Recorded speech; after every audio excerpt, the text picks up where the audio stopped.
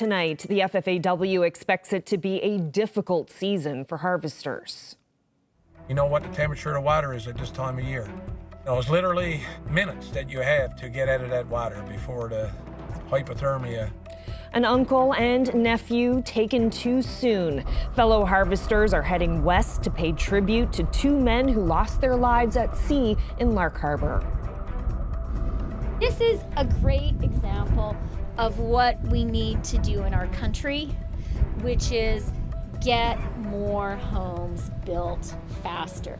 Federal Finance Minister Chrystia Freeland was in Mount Pearl today to talk housing. We'll take you there. They hit a half-court shot and they thought it was a buzzer beater, but we had 0.5 seconds left on the clock. And a local basketball player helps hit a highlight reel shot. This is CBC Here and Now.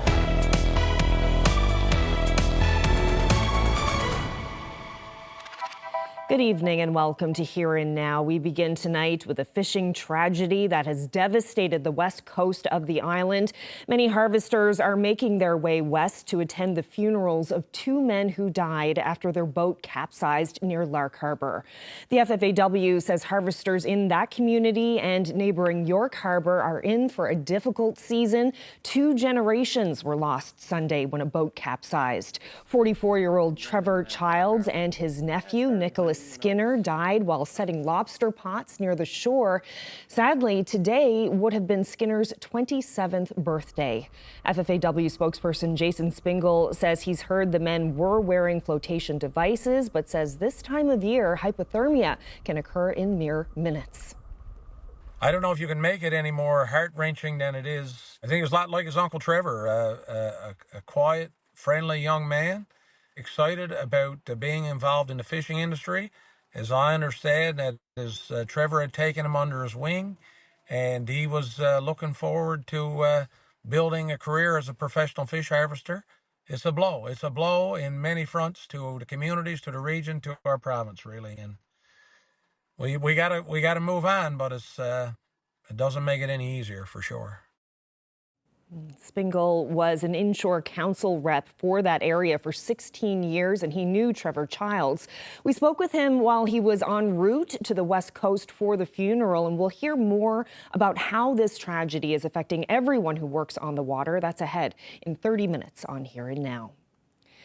Well, police are investigating after a woman was struck by a transport truck on the Trans-Canada Highway yesterday afternoon. It happened outside St. John's, west of Paddy's Pond. Now, according to the RCMP, the woman was walking in the eastbound lane when she was struck. She was pronounced dead at the scene. Police say the driver showed no signs of impairment and no one in the vehicle was injured. Now to Mount Pearl, where Deputy Prime Minister Chrystia Freeland made a housing announcement this afternoon. She was there selling the federal budget to voters, and she also broke ground on 2 new apartment buildings which received accelerated funding and approvals to build. Freeland says it's a step toward building more homes faster. Heather Gillis was there, and she's joining us now live from the newsroom. So what did the Deputy Prime Minister have to say today, Heather?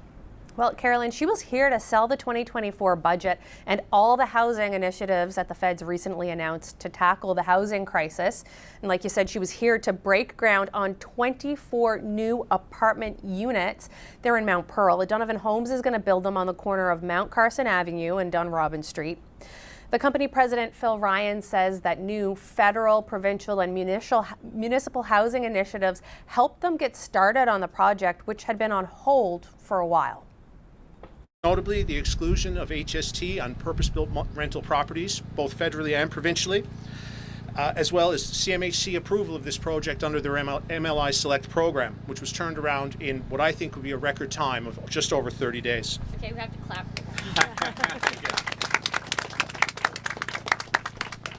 Also, we've had fantastic support from the City of Mount Pearl, who were able to turn this development approval around in 60 days, which I think is fantastic. Now, the 24 units that Ryan is building is just a fraction of the number of homes that are needed to solve the housing crisis in this province and the country. In the federal budget, the government promised 3.8 million new homes by 2031. The Canada Mortgage Housing Corporation says this province needs to build 60,000 new homes in the next 6 years. So to break that down, that's 10,000 housing starts a year, but the most productive construction year ever in this province, only 3,300 homes were built. Freeland acknowledges that the housing plan they have is ambitious.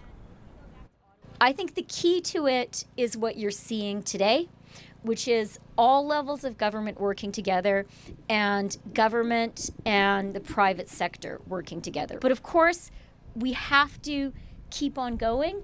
We have to do more faster. That's what we're going to continue to do. What you've seen in the budget is a really ambitious plan. I would say a plan of unprecedented ambition for Canada. Meanwhile, there was only one provincial representative at the event, Liberal backbencher in Mount Pearl North MHA Lucy Stoyles, no new provincial housing minister Fred Hutton. Now, Premier Andrew Furey has been critical of the carbon tax, writing the Prime Minister, Justin Trudeau, last month to call for a pause to the April 1st increase in the carbon tax, with Trudeau then hitting back, accusing him of bowing to political pressure. So when asked about the relationship between the federal and provincial parties, Freeland says she was in touch with the Premier this morning. I was in touch with the Premier this morning on my way here. I know Seamus and Joanne have a very good working relationship with him as well. Look, my view is that Canada works best when we work together.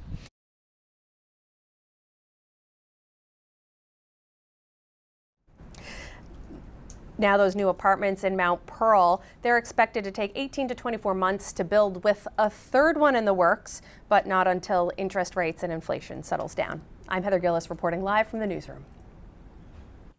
Well, the official opposition is slamming the province's plan to provide more housing and services in St. John's, saying the cost just doesn't add up. But as Here and Now's Mark Quinn reports, the Liberals are defending what they've done and asking for patience. We're now 4 months into a lucrative, sole source, $21 million contract with the airport in. The opposition Progressive Conservative leader is questioning the province's plan to shelter and provide services to people living in places like this, here at 106 Airport Road.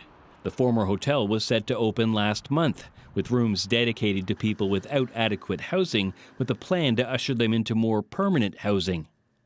We're spending $600,000 a month, or $48,000 a room. I asked the minister, does he believe that this is good value for money? We were told that everything would be done by the 1st of March. Here we are, it's almost May. We still don't see anybody actually moving in to this hotel. Speaking with reporters after question period, the new Minister of Housing defended what the Liberal government has done. Is this a wise investment? Absolutely. Can you put a cost on what it would be to get somebody out of a tent and put them in a safe hotel room with a bed, a warm bed, and a bathroom right there, and like a television and food offered, and the supports they need? Somebody who is in having a mental health crisis, having to live in a tent? No, of course not. Hutton says it will take more time to find staff and convert the hotel to provide living spaces and services. Today, he said, when that is done, this former hotel will have enough space for more than 100 people. In the meantime, this tent encampment near downtown continues to grow. Mark Quinn, CBC News, St. John's. Well, a Happy Valley Goose Bay radio station has been hit hard as a result of an explosive fire in the community. The investigation into Friday's raging fire continues, and so does the cleanup.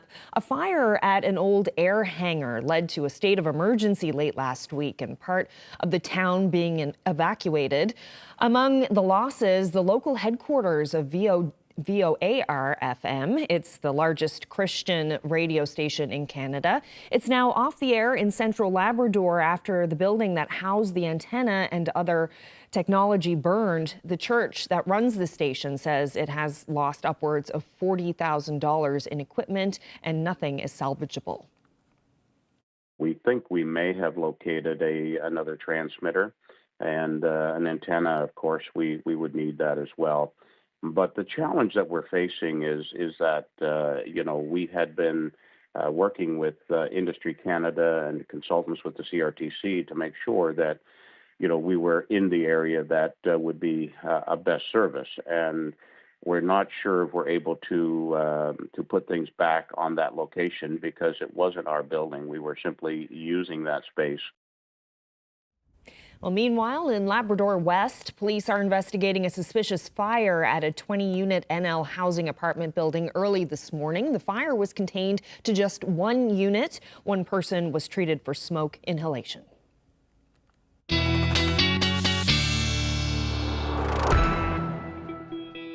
Well, depending on where you are across the province today, you're either seeing an absolutely beautiful day, snow, or you're socked in fog.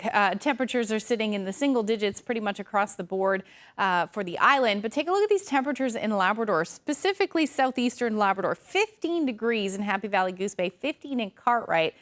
And then you head a little bit further west to Lab City, and your temperature is about -6. So if we take a look at the cameras, certainly seeing snow for western portions of Labrador at the moment. In fact, Lab City or Wabush has recorded about 20 centimeters since yesterday.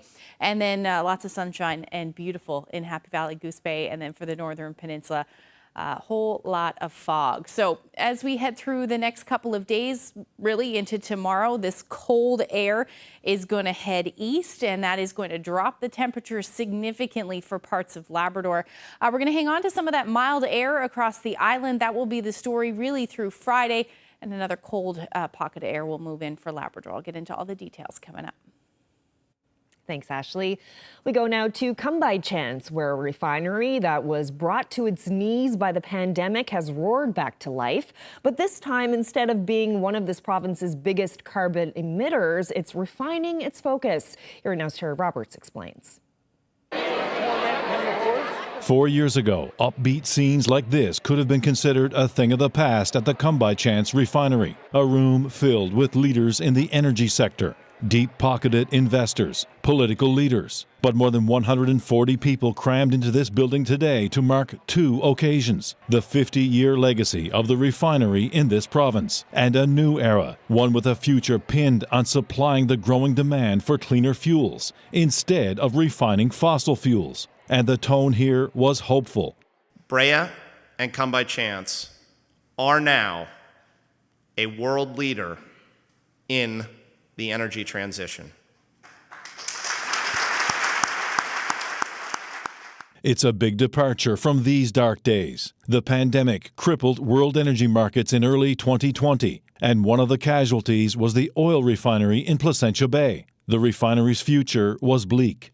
Until this news conference in late 2021, new owners promising something novel: to convert the petroleum-based facility into a producer of renewable diesel and sustainable aviation fuel using feedstocks derived from plant and animal-based fats and oils. In other words, refining products like corn and soybean oil into fuels that can power heavy industry and heavy transportation sectors. More than 2 years later, and with about $1.5 billion invested, that promise is now a reality. Brea Renewable Fuels began commercial operations this winter, says it's producing between 14 and 18,000 barrels of renewable diesel every day. There's plans for expanded production in the future, with aviation fuel production yet to come. The refinery employs more than 200 people. And the first shipment of diesel was put on a tanker in March, shipped all the way to California, where generous government incentives and clean fuel regulations are driving the demand for these fuels. There's a massive amount of private investment into this operation, but the federal and provincial governments have also been generous, eager to support an operation that will help Canada meet ambitious emission reduction targets. It's a huge win for the people. It's a huge win for the economy, and it's a huge win for the climate. Not only is Come By Chance alive and well and got significant backing now, but it is showing the rest of the country, and I'd say the world, how it's done. It hasn't been a smooth transition. The work took longer than expected. Brea officials admit a $90 million investment from Ottawa saved the project. And 19 months ago, a flash fire injured a handful of workers. Sean Peddle eventually died from his injuries. But those in this crowd are focusing on the future. A future that hopes to capitalize on the push to tackle climate change and lower the amount of pollutants entering the atmosphere. Terry Roberts, CBC News. Come By Chance. Well, we may never know the full cost of the 2021 cyber attack on the healthcare system. The provincial government is keeping the details under wraps. The attack shut down the province's healthcare system in the middle of the pandemic, with attackers stealing the personal information of nearly 60,000 people. Officials say the group known as Hive, a Russian ransomware gang, was responsible. The health minister says about $20 million has been spent upgrading the IT system. But when the opposition asked about how much government paid the group behind the attack, here's what Tom Osborne said. I'm not sure the information on what's been paid out is available, Mr. Speaker. I know that international agencies and federal agencies have indicated to us that there is certain information that should not be put into the public realm to help prevent future cyber attacks. This is one of those pieces of information.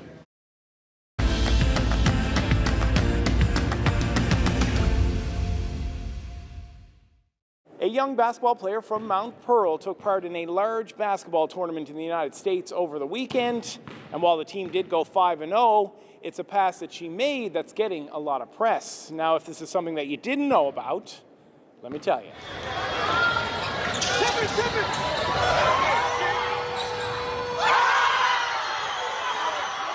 They hit a half-court shot, and they thought it was a buzzer beater, but we had 0.5 seconds left on the clock. And there was no timeouts left for either team. Their team flooded the floor, like they had to get everyone off the floor. And then we had 0.5 seconds left, no timeouts. So I had to talk to all my girls on the team and on the floor. And I just told one of them, go long, get open. And then I just threw it and hoped for the best. It played out great. It missed one of the girls, and another girl caught it on my team, and then she just chucked it up from the three-point line, and then it went in, and we won by 1. I was really nervous. I didn't know what was going to happen. When she caught it, I was so excited, and then when she made it, I didn't even know how to react. Like, I just ran over to her, didn't know if it was going to count, didn't know what was going to happen, but it did count in the end, and it was just awesome. My parents freaked out. They didn't actually watch the game online because they were in a championship game for grade 11 provincials. So when I called them after, they freaked out, and it was just awesome.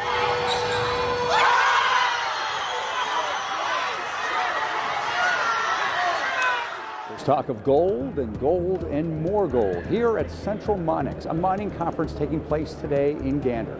Folks that are looking for employment, we're certainly hiring a lot right now. I think we've got something like 60 job ads out at the moment for different positions, and we're hiring. We're hiring about another 150 before the end of the year. We'll have that story tonight on Here and Now. While temperatures are certainly warm for parts of the province, teens up across parts of Labrador. There is snow on the way, though, and I'll get into all of that when I come back.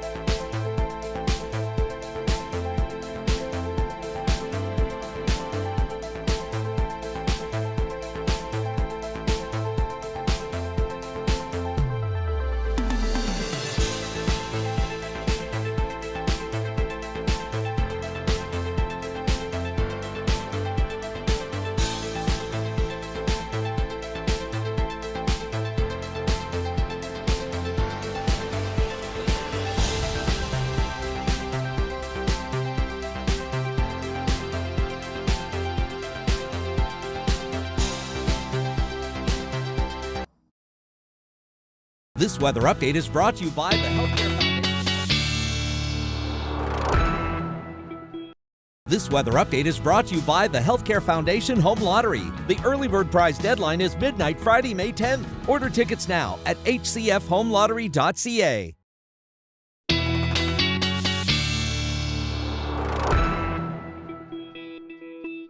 All right, time for a look at the weather, and not great out there today. Ashley, we saw the Deputy Prime Minister in Mount Pearl earlier, and she looked pretty cold. She looked cold, certainly. And, other parts of the province, so as I mentioned a little bit earlier, certainly seeing some nice weather. Not the case for most of the island. Let's take a look at what's going on right now. So we've got an area of low pressure to the south, lots of moisture associated with that as well. A couple of fronts also playing a role in what's happening at the moment. Warm front for southeastern Labrador. There's no surprise there. You are seeing temperatures well into the teens.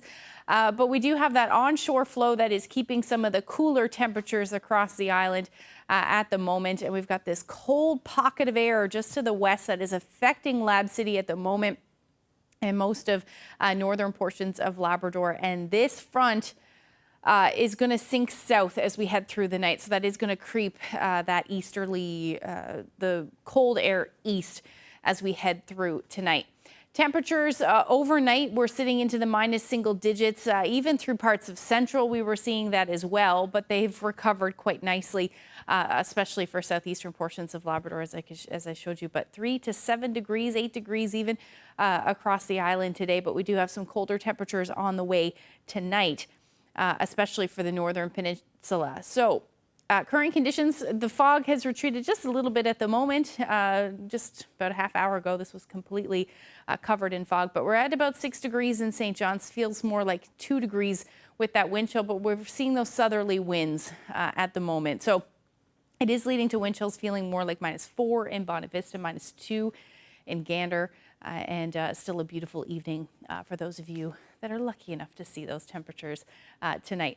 So the satellite radar, we've been seeing on and off showers for most of the day, more steady showers for the west coast. And if I stop the radar picture here, we are going to start to see some of that freezing rain likely for the northern peninsula, and that will be the story tonight. Some of the heavier showers, though, for the west coast, we can anticipate that will continue tonight as well, eventually easing as we get into the morning. But Environment Canada has a couple of warnings in place, freezing rain warnings for southeastern portions of Labrador as well as northern peninsula east, and then a blowing snow advisory for Makovic. And it is going to feel very wintry over the next couple of days for you. But as those temperatures drop tonight for the northern peninsula, southeastern Labrador, in fact, you'll probably see the start of snow, and then it will transition through to freezing rain. But that's really the best place, the best chance where we're going to see that. Otherwise, the chance of showers will generally continue across the island. Then we've got this snow in a swath pretty much from Lab West through to northern Labrador, and that will fill in essentially as we head into tomorrow morning. Now, temperatures tonight are going to stay relatively mild, 4 to about 8 degrees across the island. Northern peninsula, though, southeastern Labrador, much cooler than that, hovering around 0, hence that freezing rain. And then into about -12 for those of you in Lab City. Now, along the south coast of the island, where you're in onshore flow, definitely fog tonight, and you're looking at temperatures between 1 and 4 degrees. Now, as we head into tomorrow, that snow will fill in. Like I said, temperatures really cold in the upper levels, so we're looking at, 10 to 15, maybe even 20 centimeters of snow possible with those cold temperatures in the upper levels. There's it's very easy for the snow to accumulate. And we're eventually going to see things clear out for a good chunk of the island tomorrow, except for those of you on the west coast. Onshore flurries, certainly possible. Temperatures much colder than they have been. And eventually we'll see that clearing as we head into Friday morning further east as well. And the weather will eventually improve for those of you up across the Big Land. Daytime highs tomorrow are really going to vary depending on where you are. Central eastern areas of the island, 12, 13 degrees for tomorrow. You're in onshore flow, though, along the south coast, 6 to 7 degrees through the day. You can expect some fog to linger as well. West coast, very windy tomorrow, 50 to 80 kilometers per hour. Those onshore flurries, again, 2 to 4 degrees as your daytime highs. And then Labrador, single digits for the southeast, but you're still sitting well below 0 for the west. We'll talk about the long range when I come back. Thanks, Ashley. Well, gold prices hit a record high this month, so you can guess what the hot topic is at a mining conference happening in central Newfoundland. Hundreds of delegates have gathered in Gander for the Central Minex trade show. And as Here Now's Troy Turner reports, it's gold that's all the rage. There were prospectors, service and supply companies, and people in exploration. But gold took center stage at Gander's Minex conference. We've been in development now, construction that is, since October 2022. We're approaching 65% complete in terms of our construction. Things are going quite well. We're on schedule to reach actual gold production in the first half of 2025. Calibre Mining, who purchased Marathon Gold, is leading gold exploration in the province. Located near Millertown, an area the company says contains the largest undeveloped gold resource in Atlantic Canada. Really good. I've been a part of projects all over the province for about 25 years now. Very few from a mineral discovery to actually creating a mine and producing minerals and from the ground takes a long time, but it actually is very rare, and people don't realize how rare that is. The Central Minex trade show is a great networking tool for Calibre. It's an opportunity to meet with suppliers, folks that are looking for employment. We're certainly hiring a lot right now. I think we've got something like 60 job ads out at the moment for different positions, and we're hiring. We're hiring about another 150 before the end of the year. And there are companies here following Calibre's lead, hoping to be the next big gold project in the province. We're exploring for gold. We had our first gold discovery on our Bullseye property. We've got a great land position on the Appleton Fault, which is the famous fault line that has Newfoundland's had like 20 gold discoveries so far. It's germinating right now, and so with the high gold price and also more focus on the area and the land, and things haven't stopped. So we've been working really hard over the last 2 years to get everything ready, and now, hopefully we're on the start of a new bull market for gold, and that'll allow not just Matador, but all the other gold exploration companies in Newfoundland to make a big discovery, and that will ultimately benefit the province. Crispin Pike was a panelist at the session on investments earlier today. He says the record high price of gold is helping them attract investors. It's been a hard industry, mining and mineral exploration the last couple of years to raise the capital, but things are on the turn. The price of gold now has just hit $2,400, which is the highest it's ever been, and there's new sentiment now moving forward to invest into Newfoundland and Labrador for the next big gold mine. A bright future of mining could mean great employment opportunities for youth of the province. Schools in the area are taking in the conference. I've learned that there's a lot more opportunities and job opportunities with the mining and the oil and all that, and I find that's really fascinating. Yeah, a lot of people talk about it pretty often since they find a lot of gold there and stuff, and a lot of people I've seen have been interested in going into it. For Robinette, the conference was an eye-opener to the entire mining community. Yeah, I thought they only found gold here, but it turns out they find multiple other things. And I never realized just how many companies and different businesses are in this area. I've only really heard about the one in Glenwood, but coming here I found out there's multiple. As Calibre expects to take gold out of the ground in 2025, the future is looking bright here in Newfoundland and Labrador, and the exploration companies agree. They say gold will be a game changer for this province for years to come. Troy Turner, CBC News, Gander. Wasn't their first trip for the day. The weather wasn't perfect, but it wasn't terrible, as again, that's the report I've received. Tragedy on the West Coast as two harvesters, 2 generations of one family, lost their lives while fishing in Lark Harbor. We'll hear from a friend and fellow harvester just ahead.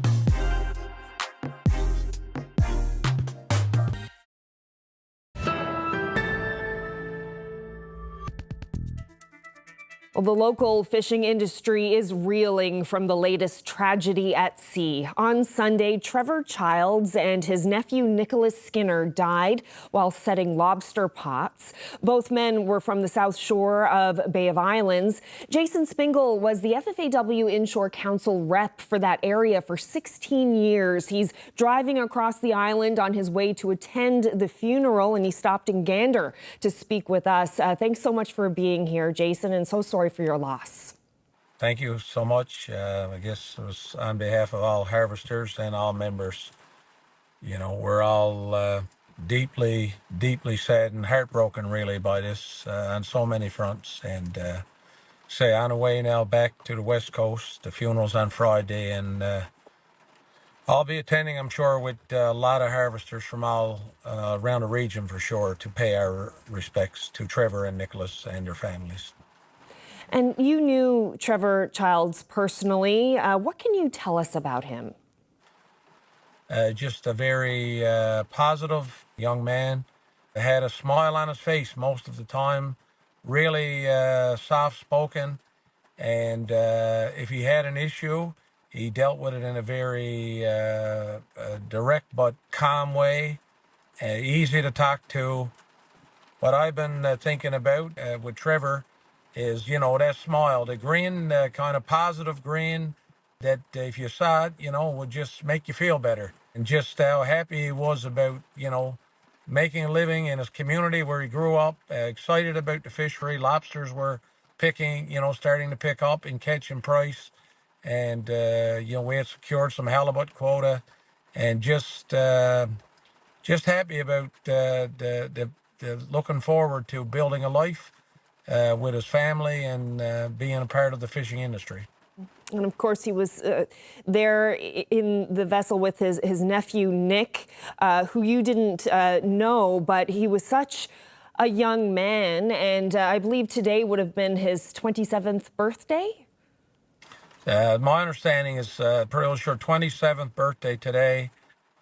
I don't know if you can make it any more heart-wrenching than it is, Carolyn, but, you know, when I heard that yesterday, that it was Nicholas's birthday today, it's just, I don't know, it's really unbelievable, and I can't get any sadder, but I guess it adds another element to it about the realization of this, right? Should have been fishing today and celebrating his birthday, right? So, right.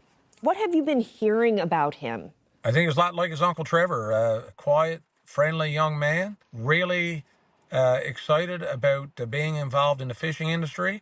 As I understand, that as Trevor had taken him under his wing, and he was looking forward to building a career as a professional fish harvester, and, you know, being a part of the future of our coastal communities, his communities of, you know, Lark Harbor, and it's like I said, to have two young people taken away is, like I said before, every life is precious, but when you're talking about young people, that's, you know, that's many, many decades in front of them to be, you know, unfortunately taken away is, it's a blow. It's a blow in many fronts to the communities, to the region, to our province, really. And we gotta move on, but it's it doesn't make it any easier for sure.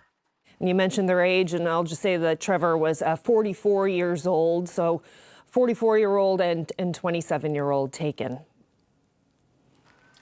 Yeah, and like I said, I mentioned Trevor's children there and his wife, young family, 3 children, two under between 5 and 10, and one, I think their youngest is only 2. So it's certainly everyone's thinking about his wife and his children and his mom and dad and sister there. So I just can't imagine, you know, what they're having to deal with. But we've got to be strong. We've got to help them get through it. That's what we've got to do. But it's going to be a tough season for everyone, I think, on the West Coast. in many respects for harvesters everywhere. You know, this seems like, I think it is too, the most of our members, harvesters in particular, that have reached out to me with their condolences and their respects.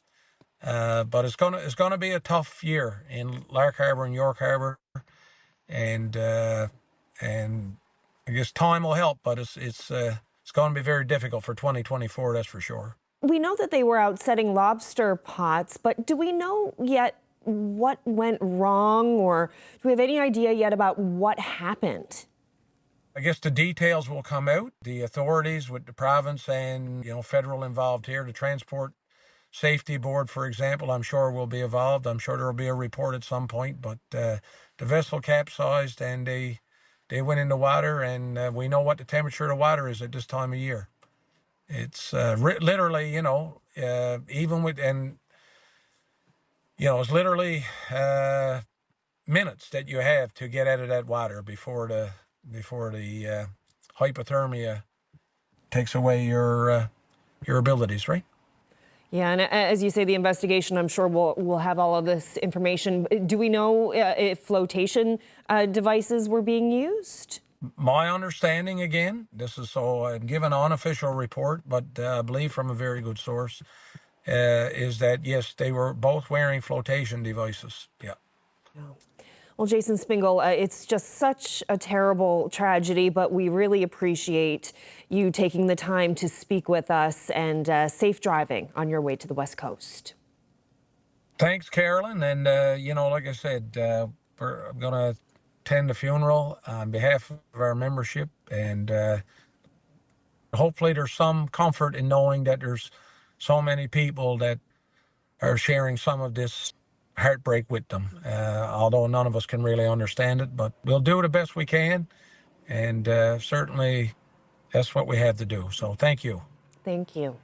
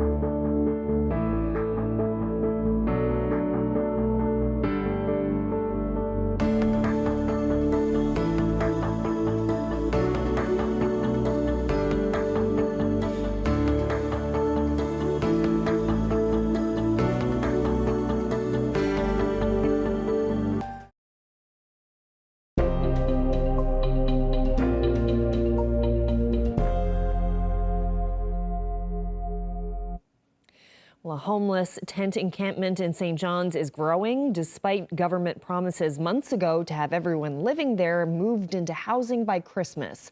A fire at a tent there earlier this week has raised more concerns about the safety of the people living there. And in the House of Assembly today, the new housing minister faced tough questions about the situation. The Minister of Housing, who still doesn't have a mandate, said that those who are living at Tent City are protesters. Quite clearly. While the organizers may call their involvement a protest, I asked the minister and the premier for that matter, are you actually saying that you believe that the people who are living in this tent, in the tents, during some of the harshest weather are simply protesting? Because I can assure you they're not, despite what you just said. Mr. Speaker, it is not what I said, but let me be clear. There are two aspects to this.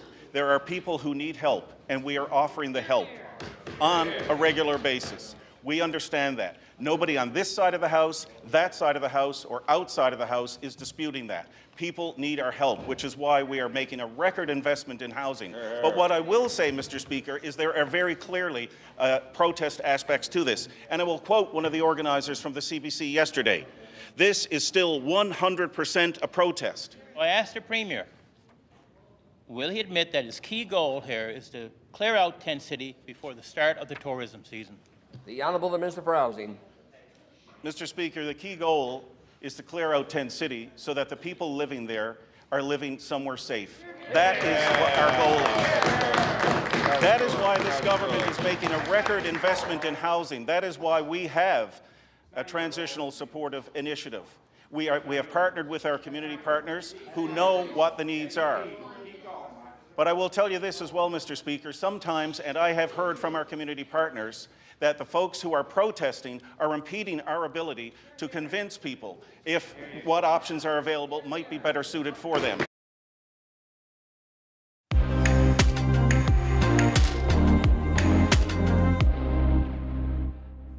Well, let's head to Prince Edward Island now for a little inspiration.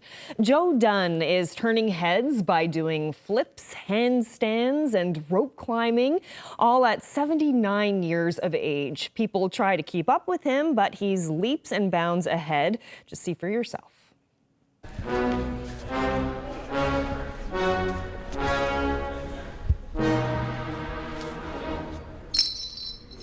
Anytime I'd ever watched the Olympics or anything like that, it was the one sport would hold my attention. And I said when I was in my 40s, I said, I'd love to give that a try sometime, thinking I'd never get the opportunity.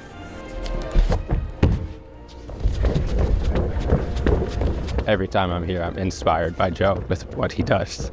He was definitely growing the sport.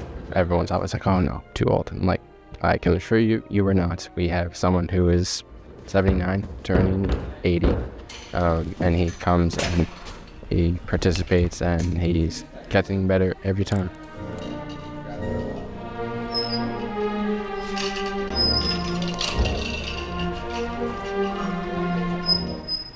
And I said to the coach, well, I'm not a parent, I'm a grandparent. He said, well, it's a pretty rugged class, but if you want to give it a try. What do people say to you when they see you doing gymnastics? Well, they're surprised, most of them. Well, they think, like you said, they think it's for younger folks, which it is if you're going to be a competitor, and that it is too. But you can still have fun with it.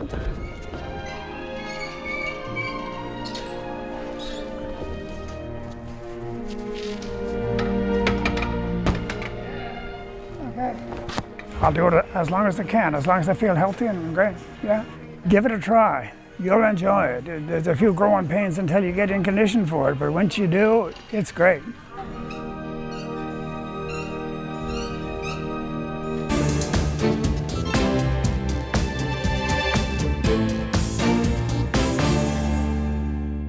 Well, new U.S. military aid is set to start making its way to Ukraine. U.S. President Joe Biden has signed a funding bill that will provide up to $60 billion in assistance for the fight against Russia.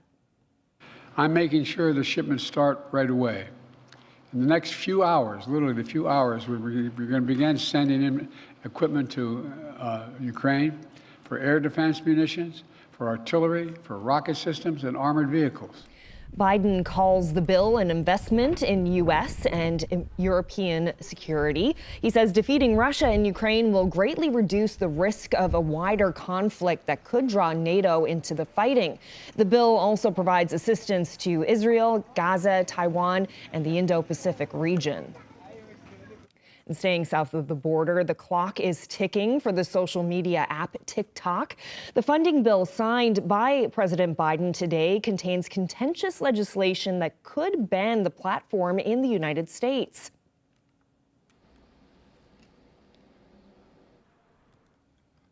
The new law calls on TikTok's Chinese parent company to sell the app by the end of the year or be blocked in the U.S. American lawmakers say the platform could be a national security threat. TikTok has 170 million users in the U.S. The company says it will fight the bill, calling it unconstitutional.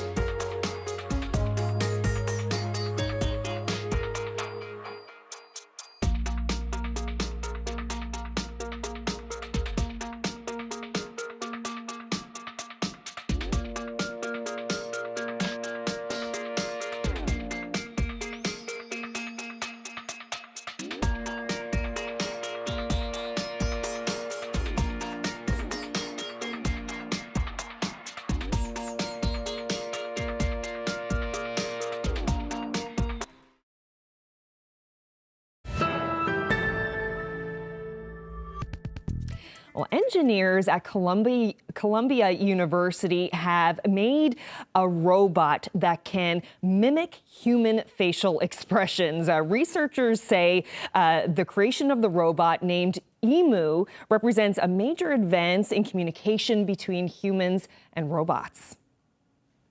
As robots become more advanced and complicated, like those powered by AI models, there's a growing need to make these interactions more intuitive.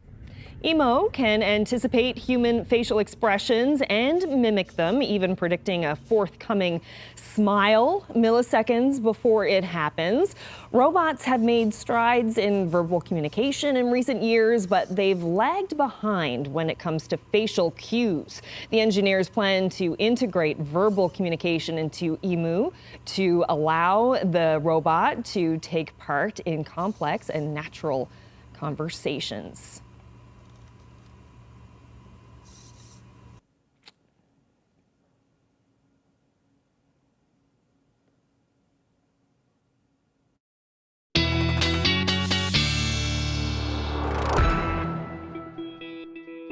And that's not creepy one bit. Not at all. No, not goodness. worrisome at all. That's pretty incredible, though. It really is. It really is.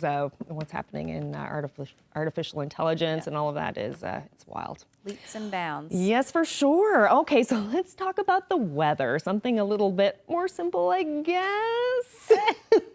It has not been that simple this winter. Yeah, we're returning to more winter-like, especially up across portions of Labrador.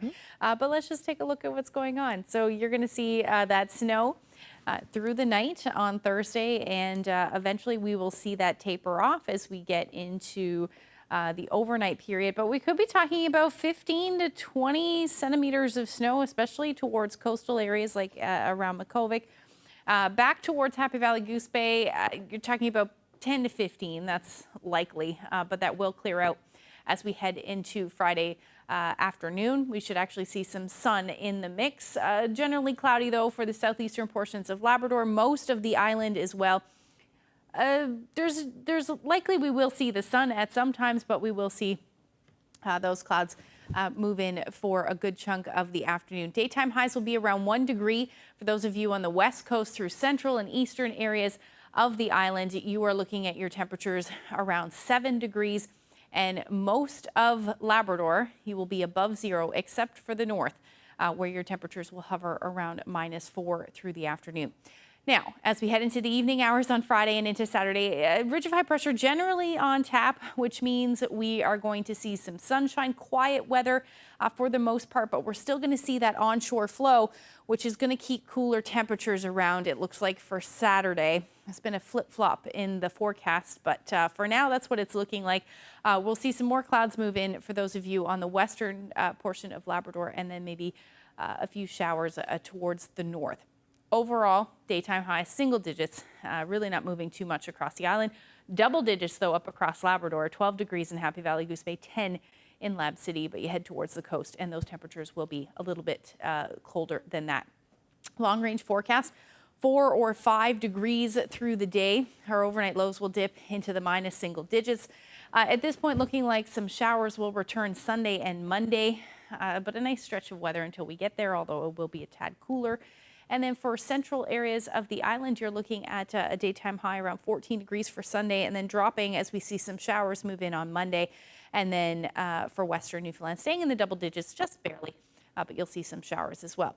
Eastern Labrador, nice stretch of weather there. I guess we don't get to see the rest of everything. That's okay. Well, you can see it right there, a little bit up in there. I'll show you the weather photo because it is a beautiful weather photo. This one, another golden hour. I had to share this one. It was a lovely shot there. And yeah, this is Killick Island. It looked, I thought it was all rock and cliff for a second there when it was smaller, but now I can see it's trees. It's beautiful. Yeah, great shot there. Thank you so much. Yeah, Sherry, you sent that great shot in. If you have any weather photos that you would like to share with us, you can send them to nlphotos@cbc.ca. A few little gremlins in our system tonight, I think. All good. Yes. It's live television is the way it is. Emo at work. There you go. All right. Well, that is it for us. Thank you so much for spending part of your evening with us. Good night.